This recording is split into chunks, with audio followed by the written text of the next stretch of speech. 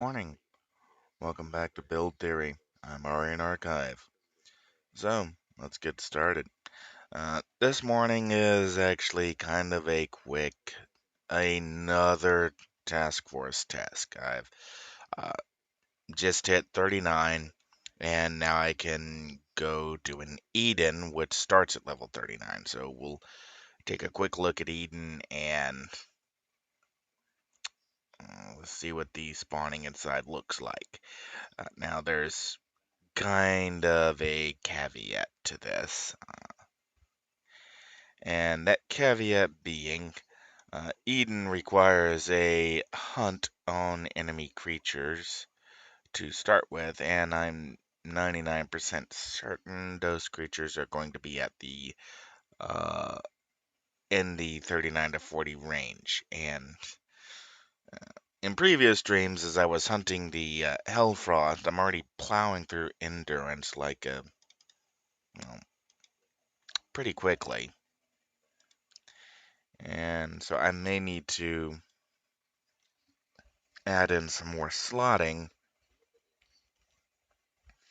Go ahead and pick up some enhancements to do a better job of taking on a mass amount of enemies at a time. And I'm kind of just keeping an eye on the ATOs that can be used for scaling, simply because that's going to be the easiest thing to go ahead and pick up now, slot now, and just keep going. So looks like I'm going to need uh, Frozen Blast and Venta's Bite. And I may just go ahead and fill out Explosive Arrow with something. Alright, so first thing I'm actually going to do is check my character item email and see if I've got any of these. Alright, I've already got a Winter's Bite.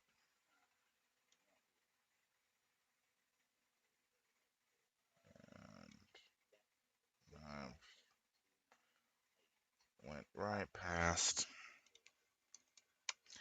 So no Frozen Blast. It looks like I'm going to have to turn to the auction house. At least for the moment.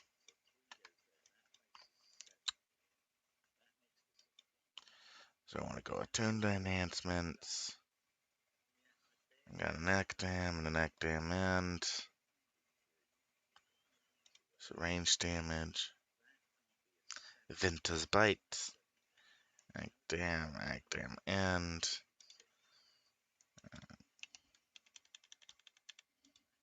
Let's start off a bid with 10. Oh, that was enough.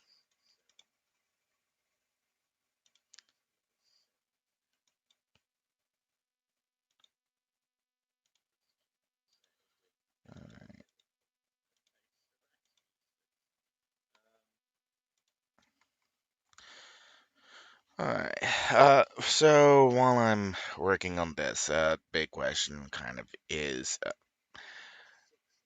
resource acquisition. I've been playing for a really long time. Live server, secret server, these uh, servers, and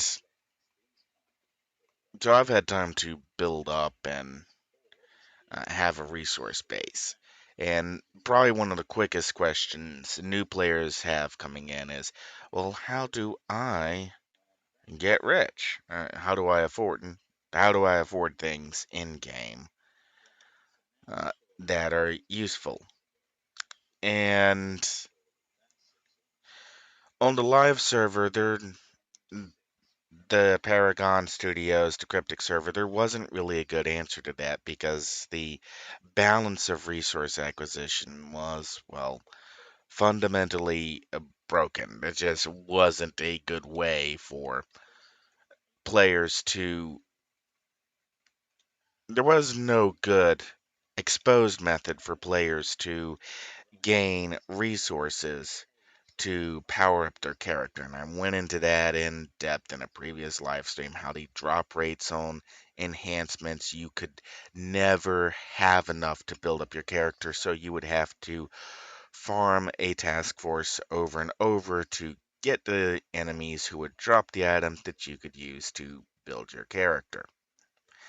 And while the Secret Server and now Homecoming have done a lot to, I'm looking for ranged AoE damage. That's why I'm not finding it. Name changed.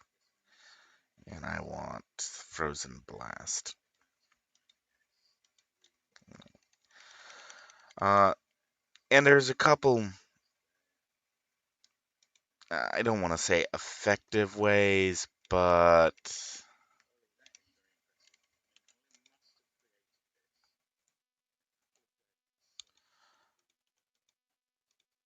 we're just dropping 10 on each of these.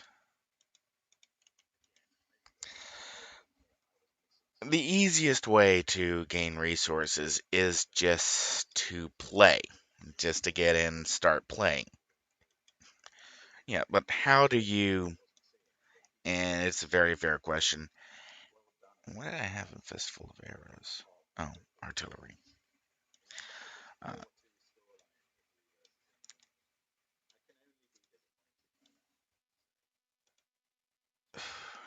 and it's sort of, if you just log in and start playing on a populated server, uh,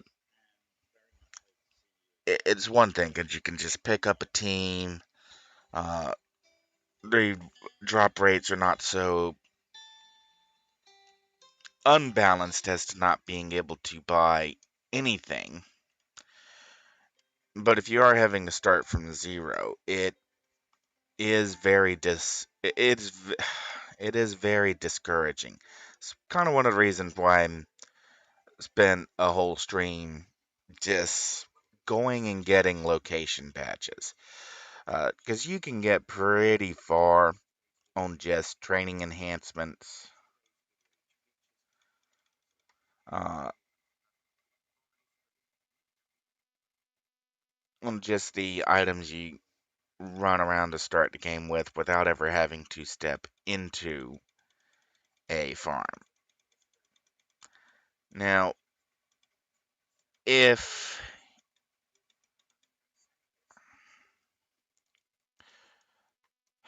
and there's kind of a resource,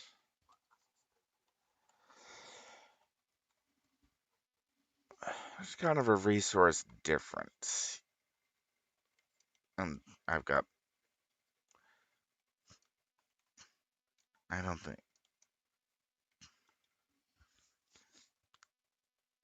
oh, he does have what I was looking for. Okay.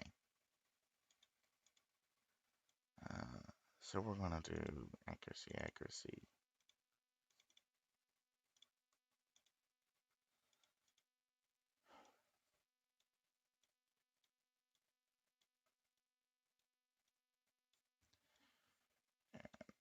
There's the combined screen.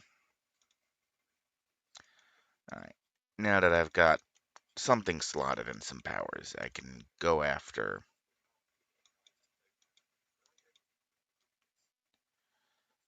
the trial now. Okay. Uh, anyways, I spent a whole stream bouncing around the various villain-side maps, getting all of the zone location badges, and each time you complete a zone's location badges, you get 5 reward merits. So, since all I've basically been doing is bouncing around getting reward merits from location badges, I'm already up to 46 merits. So I'm like a zone or a mission or something away from being able to buy a starting enhancement. And probably a good enhancement to start with is Celerity Stealth. And you throw Celerity Stealth into your sprint power, and now you have a practical Invisisprint. Alright, need to quit my current task force. You have a practical Invisisprint that lets you pretty much avoid most enemies at range. And picking up an enhancement like Celerity plus Stealth very early on lets you join teams. Okay, yep, they are conning even. And this may not go well.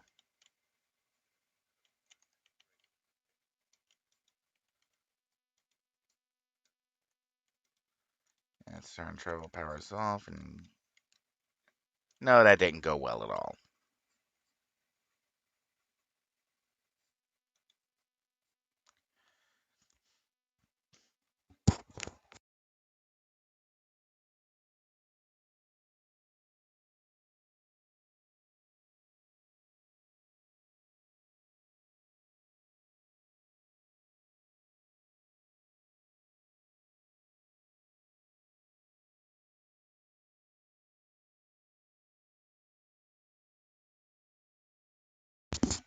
Since I'm now back on the other side of the zone, there should be some lower level enemies down here. Okay, yeah, there's some devouring earth.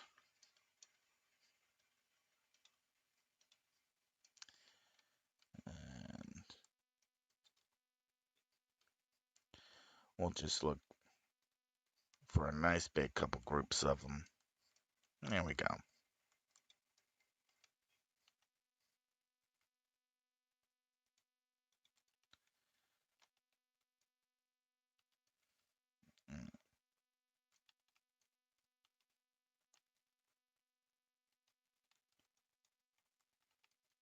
Mm. Nukes back.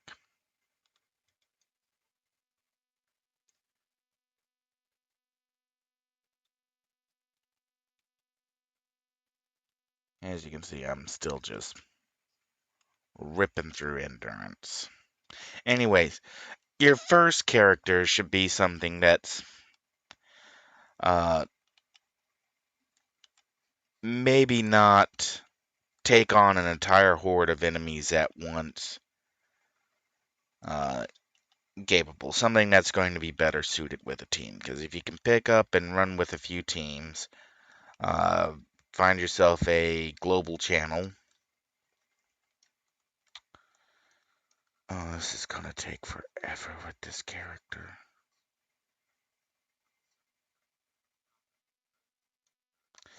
Yeah, I'm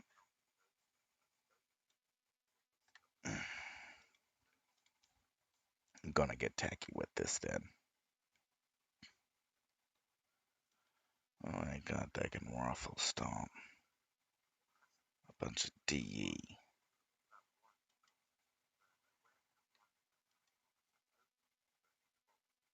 Huh. Yeah, she had to rock this out.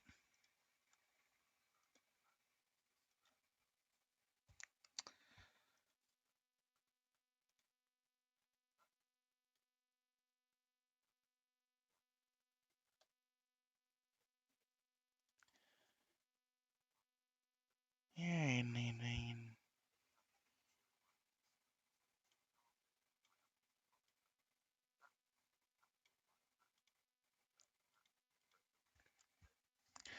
Alright, yeah. Being tacky and bringing in a second character. Running, okay, back to resource acquisition. Running a second character uh, can often be a very useful way. Alright, so FN is still the team lead.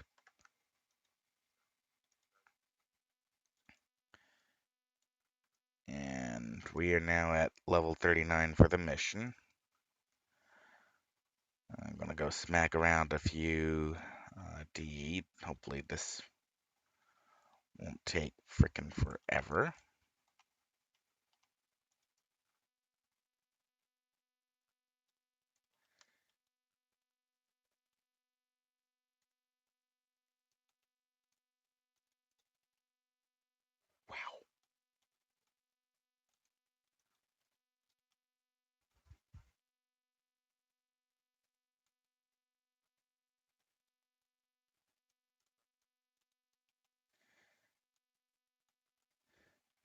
maybe I should have grabbed a tank for this.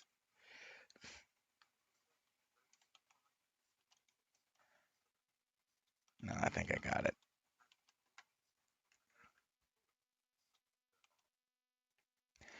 All right. Anyways, rolling with teams, just getting missions done as early as possible is a good way just to get stuff and don't worry about a. And this is part of the reason why was doing the Hellfrost hunt with just like minimal slotting, and not really any set bonuses. Uh, the defense powers unslotted. Part of that is just to show that you don't necessarily need to have a high powered build with lots of investment to simply move forward in the game. Yeah, it helps if you're playing and you want to be get things done quickly, you want to move on, you just uh, mm, to make a good character, make a superpowered character. Uh, but dual boxing, having a second account, and picking a character with a strong buff or debuff set can go a long way towards. Oh, I'm having to focus on Devouring Earth. Drop a series of uh,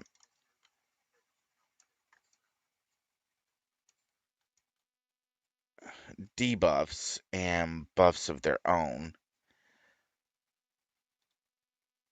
and so we can kind of get close enough to see what's going on.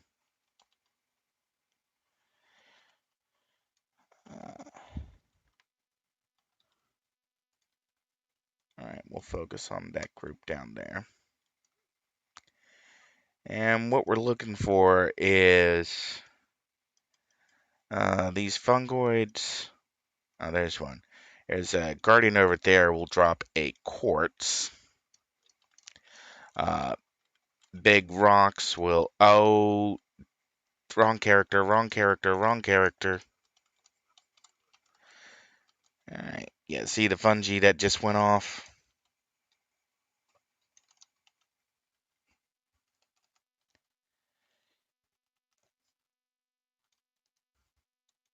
Yeah. Uh,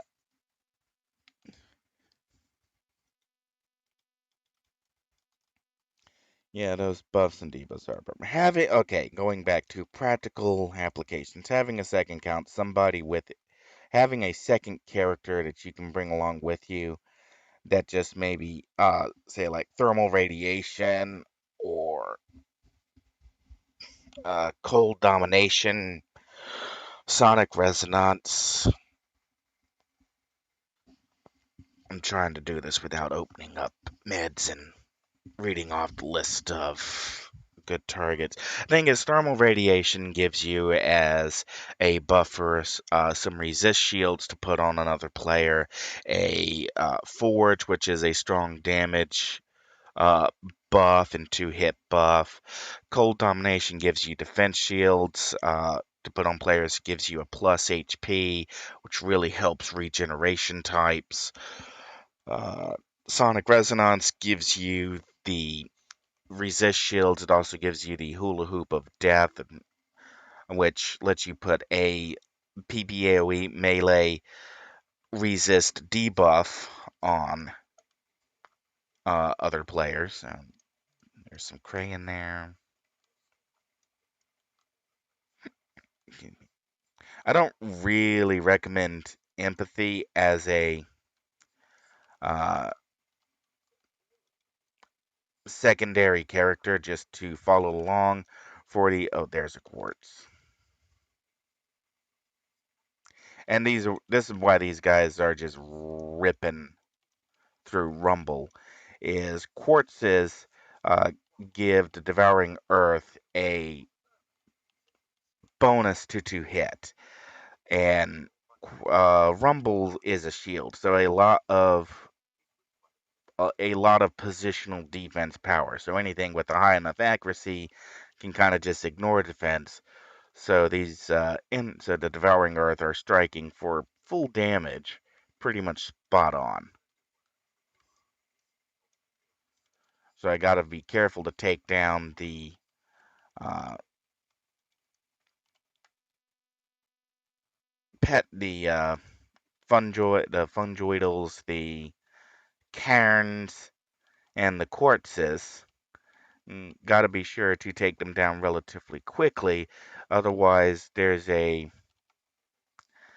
devouring earth can just force multiply against the player, just as fast as players can force multiply against the devouring earth. All right, so having two accounts, yeah, right now this really isn't a great showing of synchronicity between accounts, simply because uh, both of these are attack focused characters. Neither of them really have a buff. I mean, Shield gets grant cover. Excuse me, but that's not really a it's not really a buff. I mean, whoa, hello, Halloween Jack and Irons. I think I will stay away from you for now. Either that or call out and see if anyone wants to perform a Jack removal.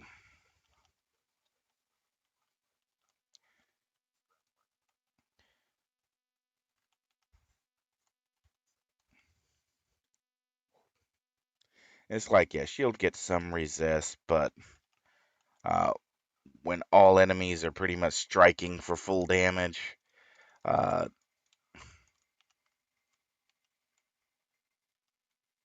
that was a really bad idea. That was an incredibly bad idea.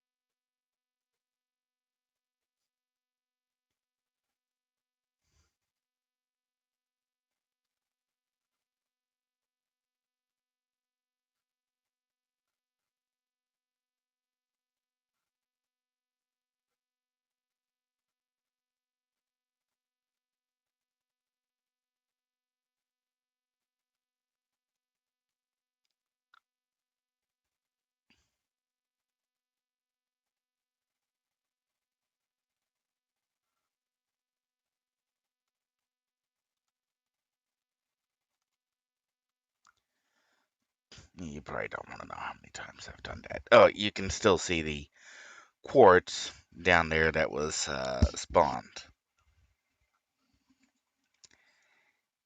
Yeah, that's pretty much the. Really hate those quartzes.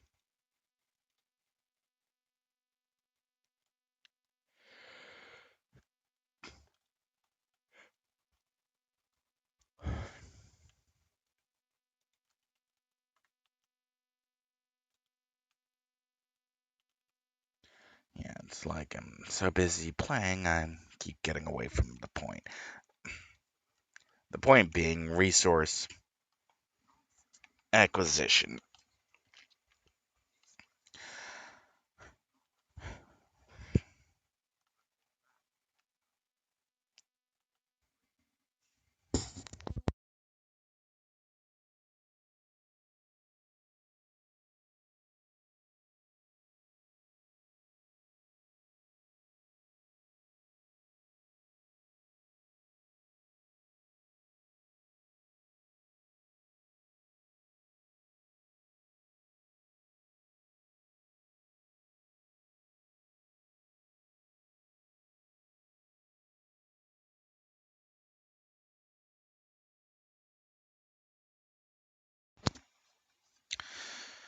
Alright. It's like I don't. I really don't want to tell people that in order to get items in City of Heroes, you have to create a farming specific character. But no matter how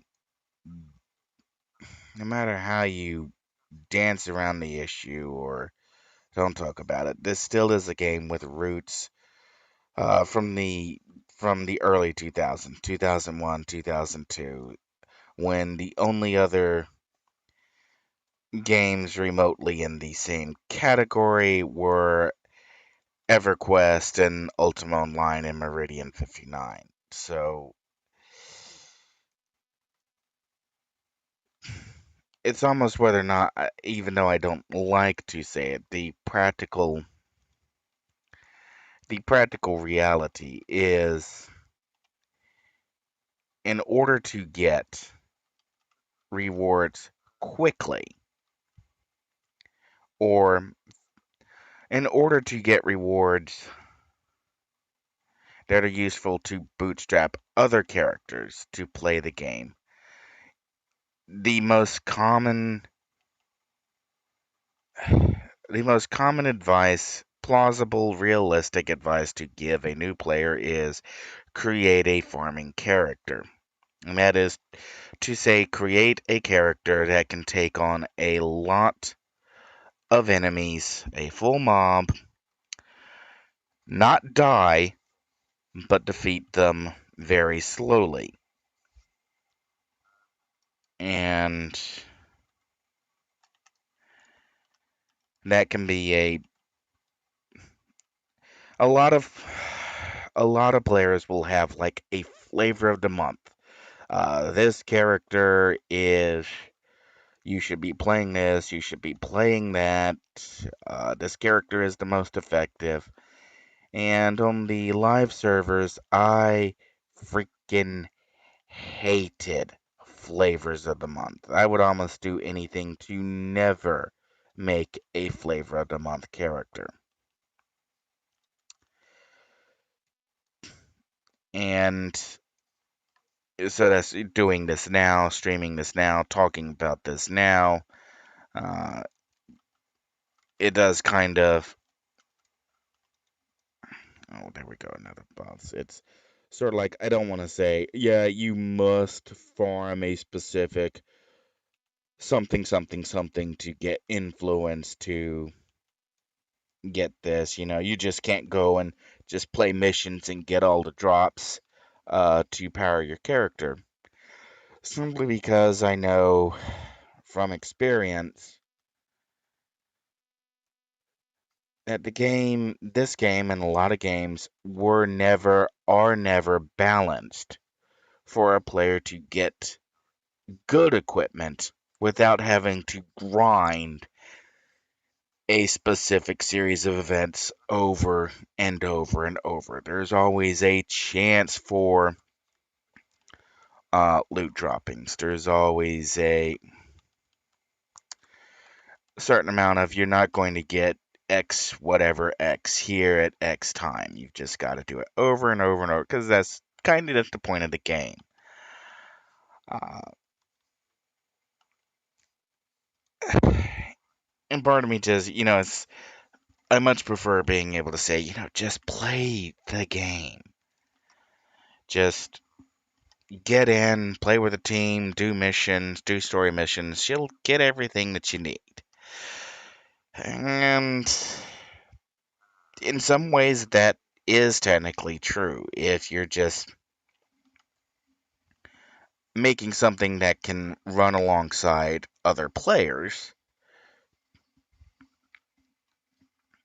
Just jumping on task forces with a buff character uh, can normally just, if all you have to do is just stay in the background, smack everyone with ice shields, and maybe apply a debuff to a boss every now and then, you can get away with kind of being useful, but not being the one who's charging out front, launching every single attack, and having the highest defeat rate by the end of the task force.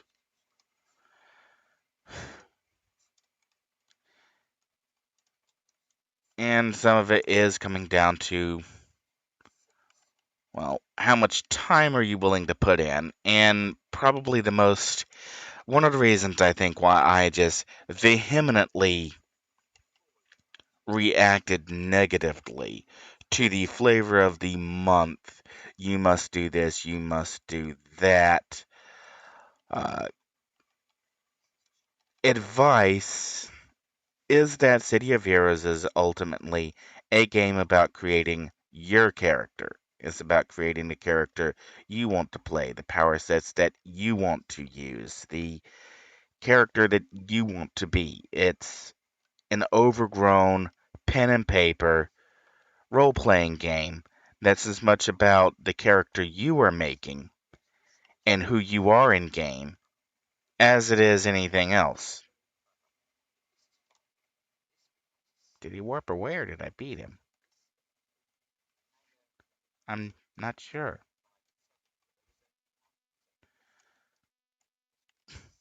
And if everyone is saying you must do flavor of the month to do XXXX, then it's really, I think, taking away from a player being able to be themselves or be a character or to be the character they want to be in a game.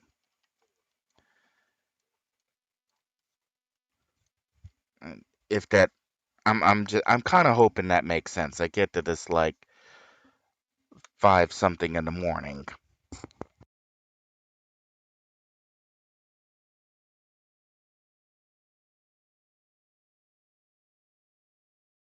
and without taking sleeping pills, I have a massive case of insomnia. Uh, so I guess what I'm. Oh, right. Lower level enemy shield charge knockback. Didn't quite think that one through. Oh, it's probably funny to watch. Yep, all of the enemies just went flying. Yeah, that's circling back around to a previous full blown rant on Warshade and the broken Warshade construction.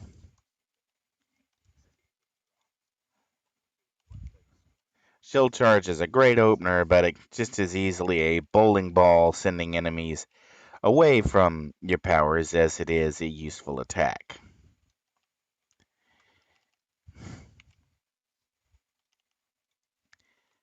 Oh, and it's sort of like I click in and go, oh, wait a second. My camera is still sitting atop a rock and not actually watching what's going on. So, no one saw that. You heard me talk about it, but no one saw it.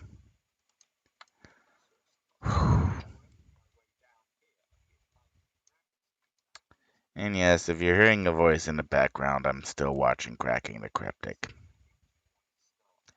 No, I'm not going to try to do Simon's accent. I'm not British.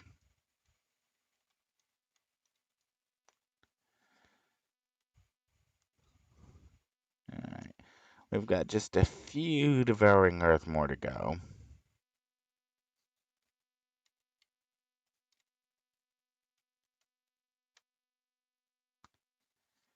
And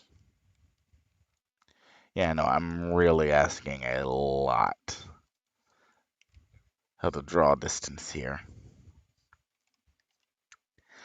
Uh,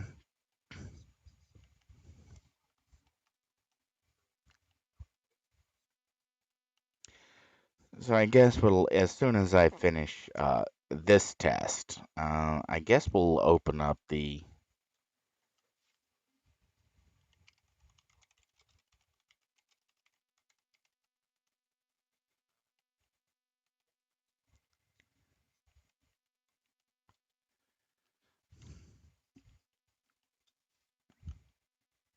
character creator, and I guess I can go through and specify, if I'm a fresh new player coming in, uh, I already ran down a list of archetype for first character and why I would make those archetypes.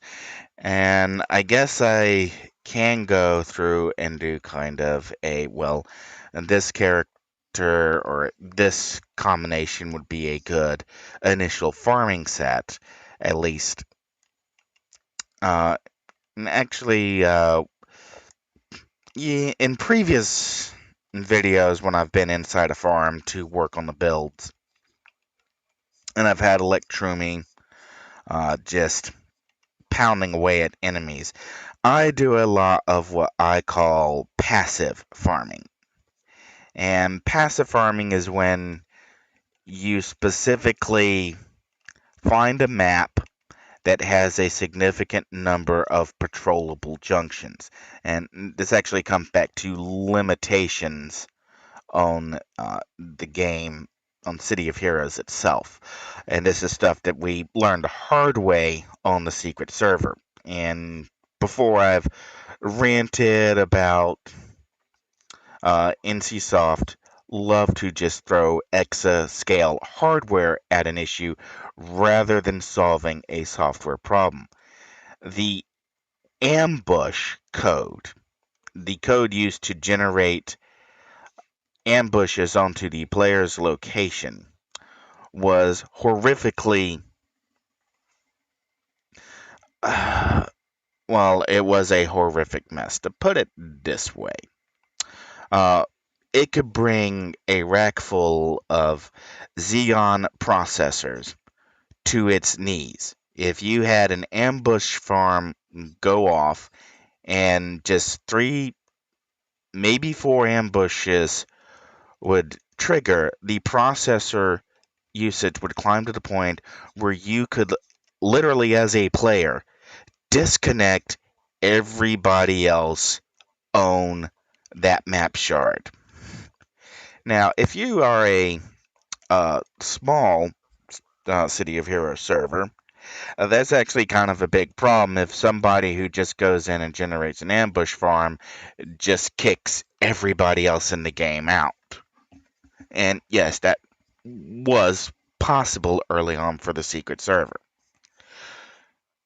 And to deal with that, ambush farms were flat out banned. Uh, oh, sorry, I'm got multiple screens open.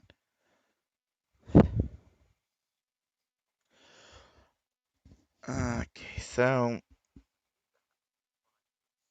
ambush farms were banned, and the workaround that the secret devs provided or suggested was to use patrol farms.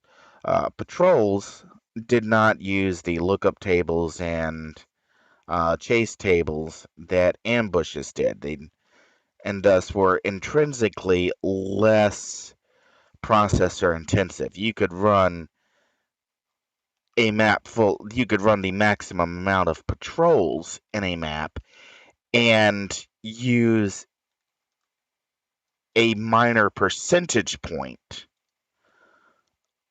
of the processing power that a single ambush farm would use. So a lot of players on the secret server early on really leaned into the junction mapping and patrol mapping, and a lot of the farming techniques were predicated around uh, around the patrol farm or using patrols as a farming base rather than an ambush base. Now, for a time to defeat, ambush farms certainly do offer an attractive proposition to.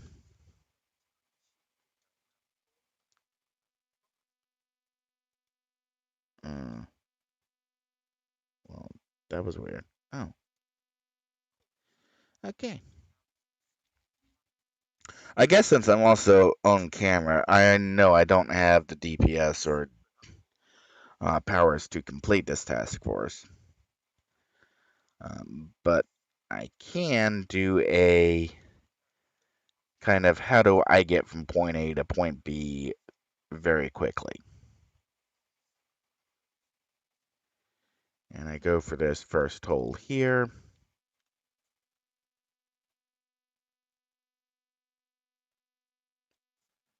Turn, and I want this hole here.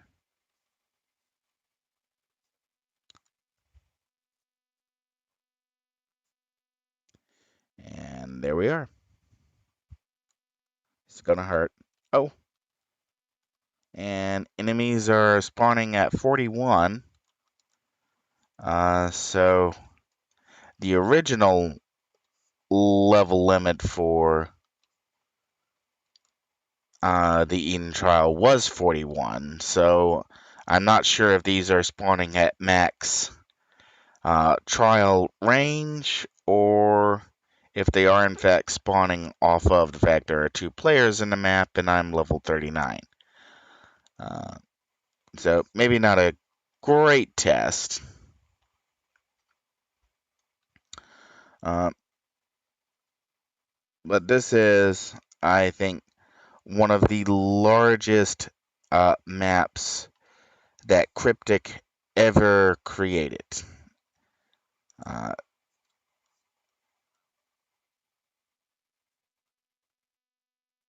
and if you have an idea on the scale and scope of the speed that I'm moving, you kind of going, how big is this? It's a big map. I think this is one of the few mission maps that, in terms of sheer geometry, uh, outclasses entire zones.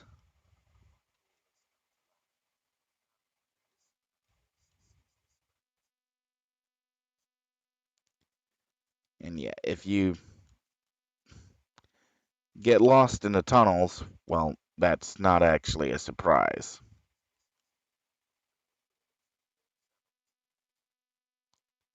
Because it's very easy to get lost in the tunnels.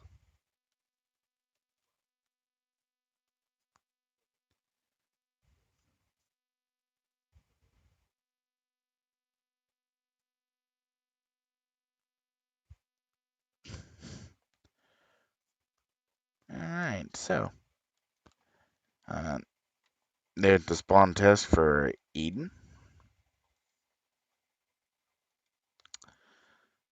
And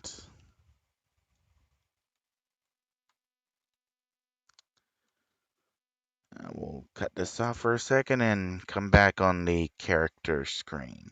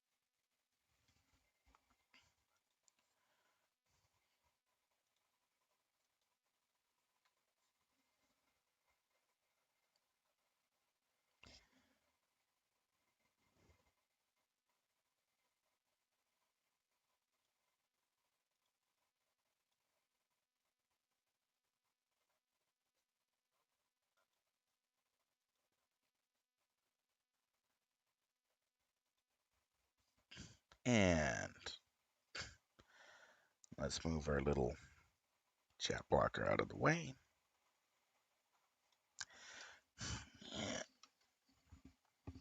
Okay. And 1 second here.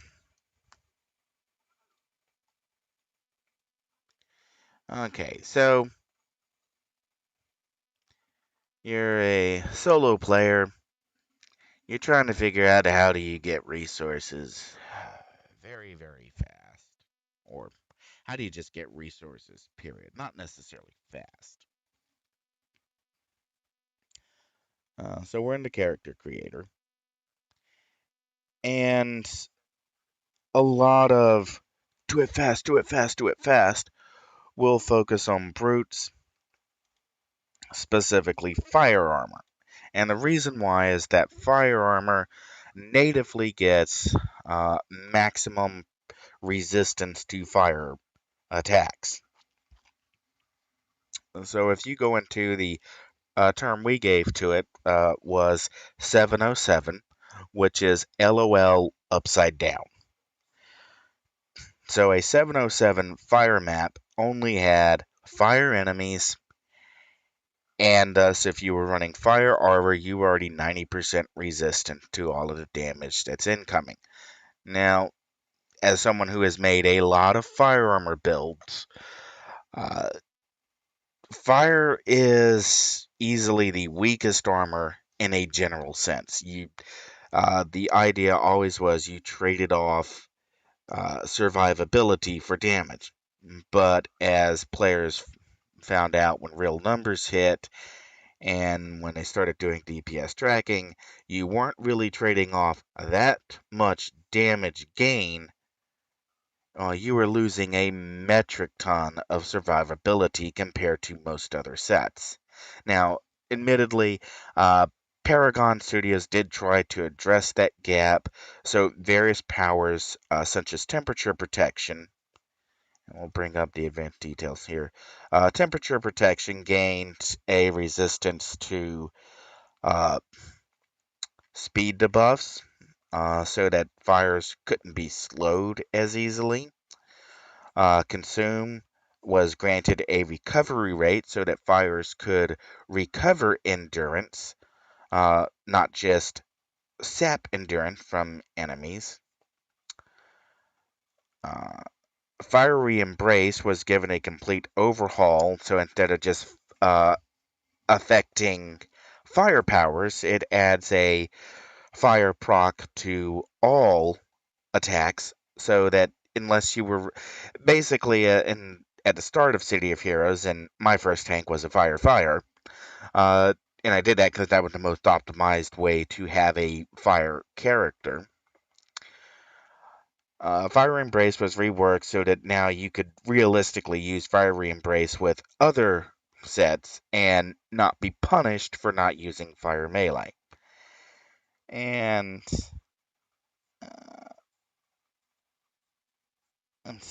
I don't think there was much else done. Uh, just those couple of changes. And there's been talk since of revamping Rise of the Phoenix to give an effect while alive rather than only working while defeated. It kind of, uh, again, going back to, I really hate when developers do or intentionally implement counterintuitive or counter player expectation powers. Uh, in City of Heroes, you have a certain set of badges called the Master of Badges. On certain task forces, Master of Statesman's Task Force, Master of Lord Recluse Task Force. The point of the Master of Badge is that your player didn't die. But if you are a fire armor in that era, your strongest attack, literally your strongest attack, uh, 3 ticks of 110 plus fire damage. So 300, so 330 fire blast damage compared to, if I look at, what am I on? I'm on brute. Let's go look at tanks. Okay, powers, fiery aura, Rise of the Phoenix. Alright, so, and this is something that didn't change between tanks and brutes, and uh, it has been mentioned to the current powers team that the tanker as a primary power really should have more damage in Rise of the Phoenix than the Brute has. Anyway, so 3 ticks of 110 plus fire damage, so call it 330 fire damage Ohm Blast. And going over to fire melee, the most powerful tanker fire melee power. Greater fire sword, average damage 156. So if you uh, doubled that, your average damage would be just over 300, 310. So literally, Rise of the Phoenix was more powerful an attack than supposedly your strongest fire melee attack. And when that's the case, that's the kind of what we call the very definition of broken. Alright, so going back to the point of this, rather than pointing out how cryptic kind of just screwed things up from the start with uh, balancing by feel rather than balancing by facts and figures and data, and having intentional targets to reach. It's and the fact that it worked at all is sometimes amazing. But okay, if I'm starting a new character and I know that I'm probably going to be having to farm with that character to get the influence, to get the drops that I need to progress my character forward.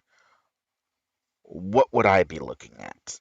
And this is a starting from zero, not I have billions of influence already on hand, not I have a super group I can rely on to go ahead and just let me raid their bins for enhancements. Not This is starting from scratch. What power sets would I be looking at or I be taking that are going to be useful in a general play sense, not just useful in a specific scenario?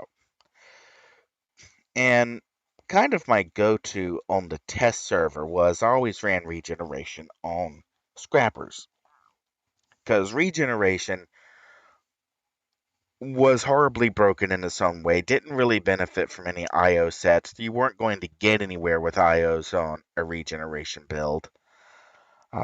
So you're pretty much stuck with crafted IOs. Wow, the terminology is so confusing. You were stuck with the crafted versions of single origin enhancements or single origin enhancements, and regen was still pretty survivable. But if you're, standing around taking damage from enemies, one of the things I literally wound up doing on the secret server, and it was slow, was I took a willpower staff, uh, which was at 36 with almost no IOs, and quite a few single origin enhancements. And I parked that character in a 707, set a power on auto, and just had her go at it.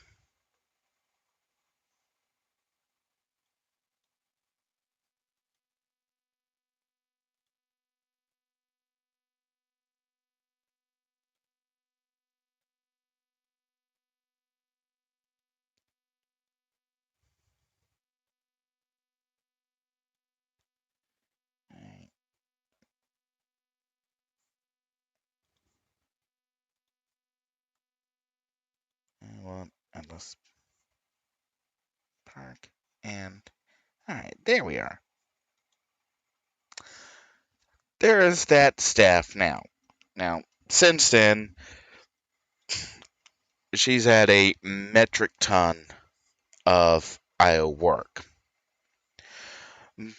But staff has, with Rise to the Challenge, you can just slot this full of single origin or crafted IO heal enhancements and get a massive amount of regeneration just straight off the bat without doing anything. And that if you actually look on the side here, uh, you can see that there's not, it's basically Franken slotted. There's not a single, aside from right to challenge, there's not a single deep slotted set.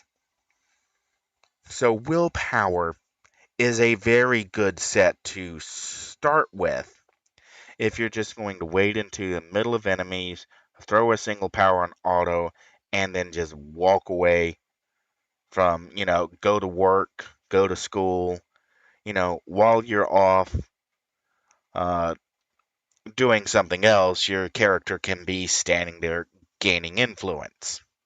Uh, so willpower is a really good choice for that, and willpower because it's regeneration based and very literal sense is very good as a general all around and take it on any task force armor type.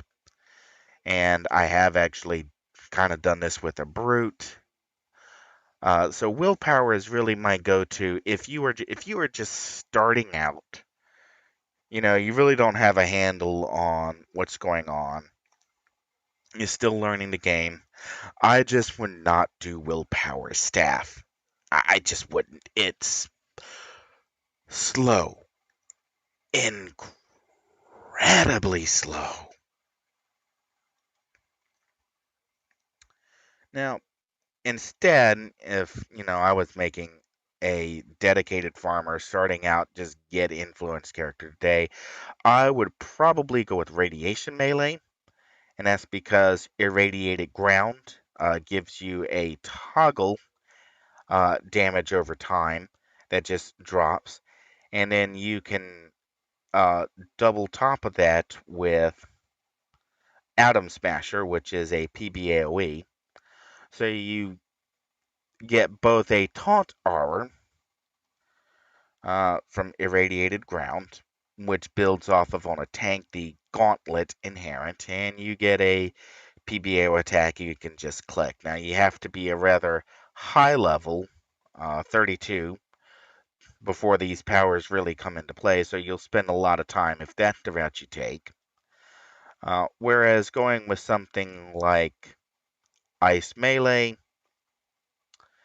well, that's Frozen Aura's again really high. That's another one that's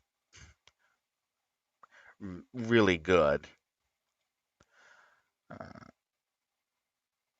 if you're just going to stand there, spines, not so much. Yeah, spines gives you both spine burst and quills.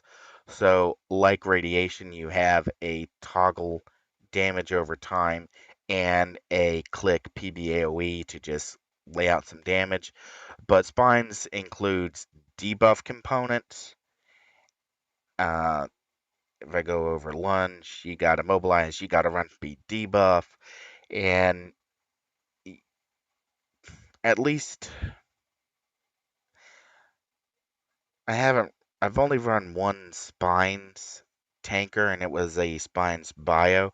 I haven't really had a problem with Run Little Girl Run syndrome on enemies, but I wouldn't do Spines as the very first one. Uh, so if it's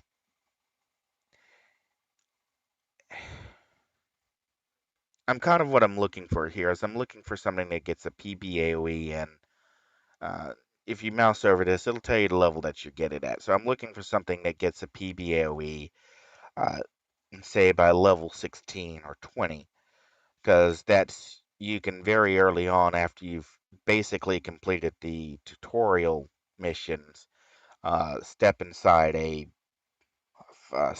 farm and not die with the willpower and still just be able to throw a click on auto and just walk away.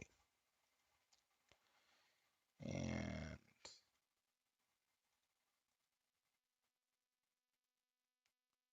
all right, whirling energy melee went through a recent rework.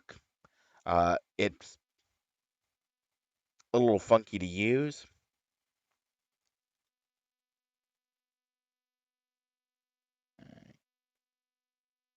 And that may be one of the ones I'm looking for. Yes, it is. Okay, so Typhoon said, so willpower dual blades, willpower radiation, uh, and willpower.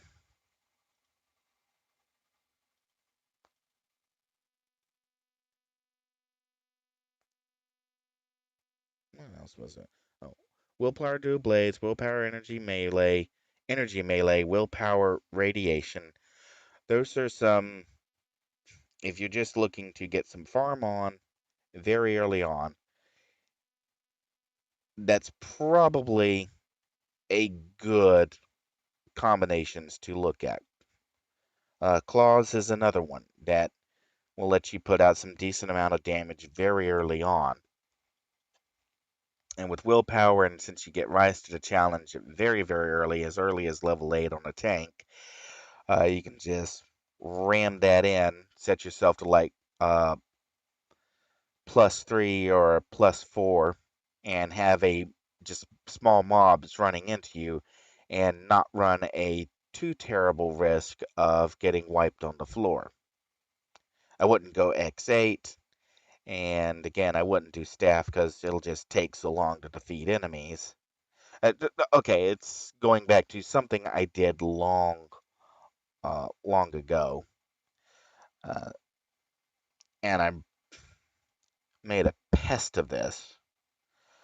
Uh, in staff mastery, you get different forms: form of the body, form of the mind, form of the soul.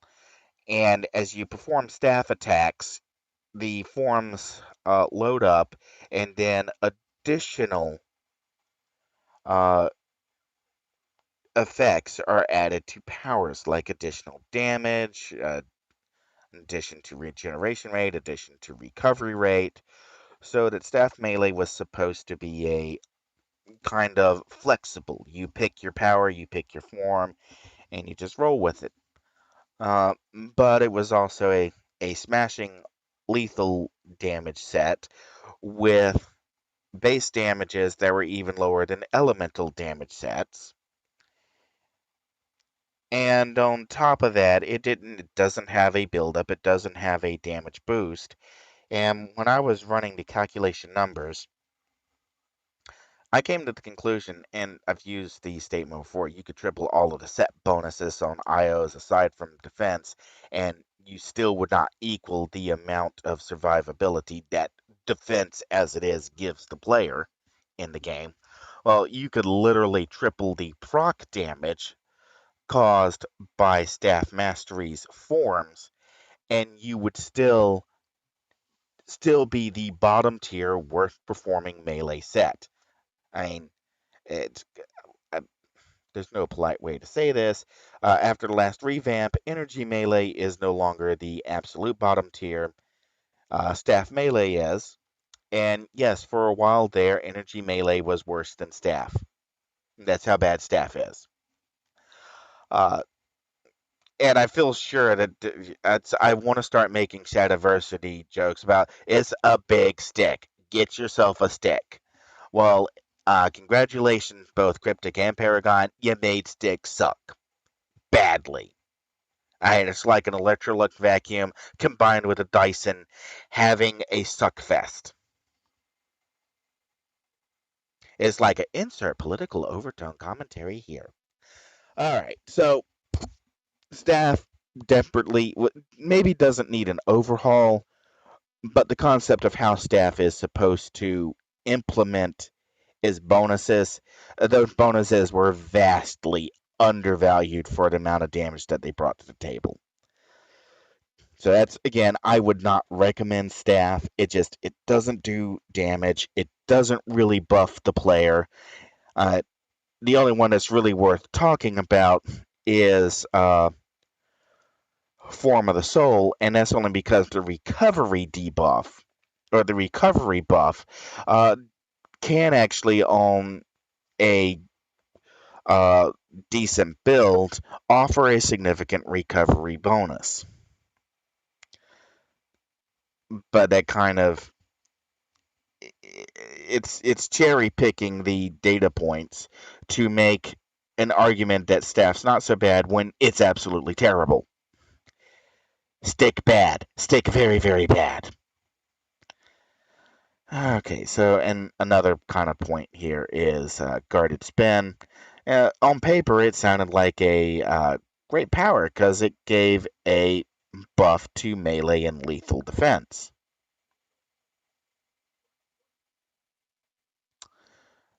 I'm not going to go into why that the buff didn't exactly work ever like whoever designed it thought it was going to work. All right, so going back to, again, like to talk, well, with staff that does X out some, so we'll just click on Battle Act to go back to the top. All right, other good choices for a new character is electric armor. And electric armor gives you good resist, and very early on, by level 12, you can pick up Energize, and you have Lightning Field, which is a PBAOE damage. So if you could went like with electric and radiation melee, where you would have, uh, well, irradiated ground is kind of late, kind of going back into the mid-range powers, but you do get a lot more influence in the mid-range. So if you got there, electric plus radiation would give you two toggle PBAOE damage effects. And if you're not heavily invested in IOs and you're still just building your character, instead of clicking an attack power on auto, you could just click energize on auto, and that would give you a strong regeneration and heal every so often. So you could just take a few more enemies. So that's another good choice for starting player. You need to go farm. It'll still be an effect that you can still make a very powerful character outside of a farm. Radiation armor is another one. Beta decay you get very early on by level 12, and that gives you a defense debuff, a 2-hit debuff, and strengthens your recharge. And beyond that, you have particle shielding. Now, the thing is, radiation armor does not have a constant DOT. Its damage over time is actually buried in ground zero and radiation therapy. Now, what I have done, and I actually did this on a scrapper, was I just walked into a 707 fire farm, taught radiation therapy on auto, and walked away from the keyboard. It was slow, almost as slow as willpower. Okay, actually, no, it was actually slower than willpower staff, but it was down there. Really, really slow. Wasn't a quick way to go. But if you just throw radiation therapy on auto, you can stand in the middle of a mob and let radiation therapy handle healing you and damaging the enemies. So that's another strategy if you just need to make a character just to get some kind of reward drop, something to drive your other characters, you're very early on, you're running by yourself, radiation armor, very good choice for that. And I know a lot of people suggest bio armor. A lot of farmers love it. I'm not so sure that bio armor is really a great armor set for absolutely new players. It's a bit like a Mitsubishi. In the right gear at the right time, you can go screaming around the corner like Kim Block. However, if you are in the wrong gear at the wrong time, you go screaming around the corner like James May. Mm. If you need help on understanding that, there's a video of James May being taken for a ride by Kim Block. I suggest you go look that up. Alright, so bio armor, I would skip that if you're looking for a farming armor. Now, archetype, brute or tank? Well, tankers got a revamp very recently in terms of the game, and they are no longer the absolute bottom tier damage dealers. In fact, in practice, I have some tanks that can turn in 707 clear times that are in line with some brutes. Now, I kind of do have to caveat that with I'm comparing the best of my optimized bioarmor tanks to my least optimized Titan weapon brute. And I'll let you figure that out for a second. Oh, no, Titan melee is not the powerhouse that the DPS charts would lead you to believe it is. It's not bad. It's just okay. This comes back to I think I need to bring the farming tank back in to explain what I'm on about here. Yeah, so let's bring you back online. All right. There's a couple of different theories on how to farm, and I'm inside a 707, and this for Homecoming, you would probably see this as like 708 because whoever set it up on Homecoming didn't quite get the LOL joke. Now, one of the theories in farming is take out the minions. Just wipe the minions, wipe the minions, wipe the minions, wipe minions as fast as you can. And then as you wipe the minions, just let everyone else get caught in the AoEs that you're just throwing all around the place. Just throw AoEs, minions, minions, minions, minions, minions, minions, search for minions, running out of minions, find some more minions, and then you have a whole mob of higher level enemies chasing you. And watch me never have put an incarnate. Yeah, I never made a Jesmos character.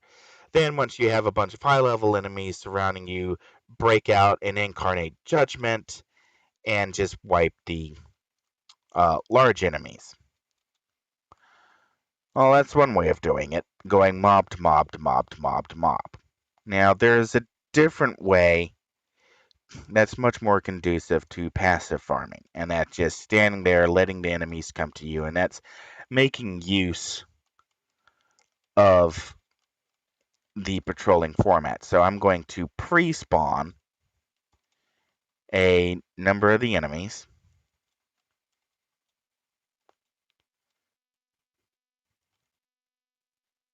There we go. We got a bunch of them pre-spawned.